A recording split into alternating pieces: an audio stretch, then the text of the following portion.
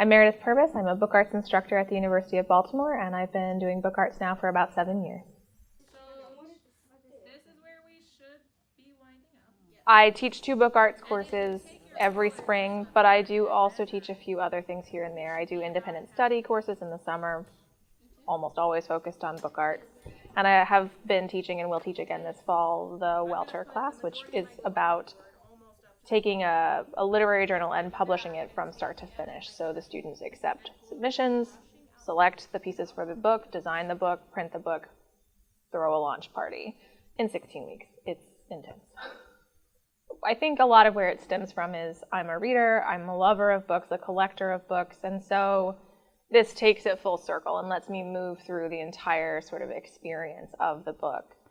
On a more technical level, I think one of the things that I really love about it is the engineering of the piece, to think about how does a book come together, and by extension, to think about how does the book function in helping to tell the story of the contents of the book. People would be quick to tell you that the book is dead. I say that the book is free, because instead of needing to simply be the most economical, straightforward vessel for content, now we have the ability to sort of say, can this tell the story in a way that is different and unique? And so I think that is a lot to do with why book arts have had a bit of a resurgence. And I think that's the thing that interests me, to go from, this to maybe an accordion or something bigger and more dramatic.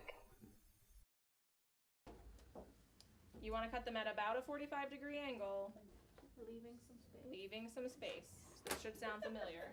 But I think what I'm really focused on with my students is helping them be as successful as they can in the class. And some may come in with an arts background, but most do not. And so a lot of it is really about working to help them understand how this could have a practical application, because I think that is perhaps the number one sort of negative response, is to say, what's the point of this? Why are we doing this?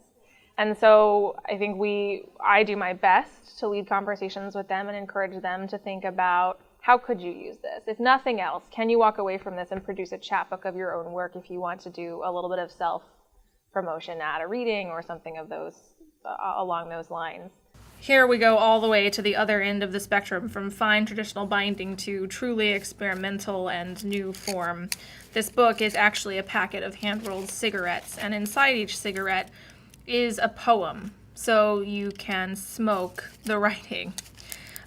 This was done by a student in the class. The whole box was designed by that student. He hand-rolled every single one of these cigarettes. In terms of the people who do it, I think it's just like any other art form. Why do people continue to paint? Why do people continue to draw or do photography or whatever it might be? I think it's because for you as an artist, it's a fulfilling medium. I think that for me as a writer, one of the things that's particularly interesting about it, and I have heard other students of mine say similar things, is this makes you think about your writing in an entirely different way. I've often told a story of a letterpress workshop that I took, and you write and you write and you write, typing away on your computer and sort of existing in this flat, not actually a space. But when you suddenly take tiny little pieces of lead type and start lining up your words, they take on a physicality they never ever had. And I think that book arts or letterpress printing, all of those sort of fine press activities, help writers do that. They see their work as it exists in a three-dimensional space. I think as a book artist, one of the first things you hear from people is, well, why would you bother with that? You could publish your book as an ebook or as a website even.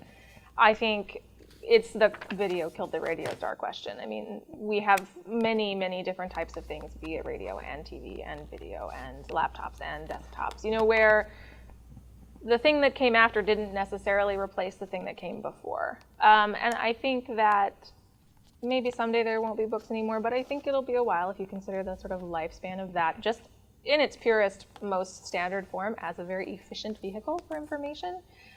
It's something that is hard to top because, I've got floppy disks from 1995 that I can't read anymore.